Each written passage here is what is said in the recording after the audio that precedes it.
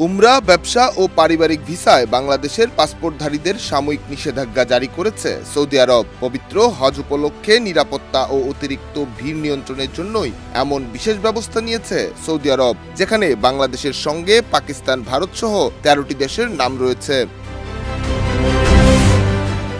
জিও নিউজের খবরে বলা হয়, এই ভিসা নিষেধাজ্ঞা জুনের মাঝামাঝি পর্যন্ত বলবৎ থাকতে পারে। নিষেধাজ্ঞার আওতায় রয়েছে পাকিস্তান, ভারত, বাংলাদেশ, মিশর, Indonesia, Iraq, Nigeria, Jordan, Algeria, Sudan, Ethiopia, Tunisia ও ইয়েমেন। অন্যদিকে কেউ নিষেধাজ্ঞা লঙ্ঘন করে সৌদি আরবে প্রবেশ বা অবস্থান করলে তার বিরুদ্ধে 5 বছরের জন্য সৌদি আরবে প্রবেশে নিষেধাজ্ঞা জারিও করা হতে পারে।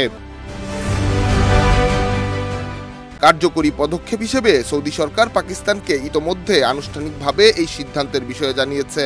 সেই সঙ্গে দেশটির উমরা ভিসাধারীদের 29 এপ্রিলের মধ্যে সৌদি আরব ত্যাগ করার আহ্বানও জানানো হয়েছে। ডেস্ক রিপোর্ট, দেশ রূপান্তর।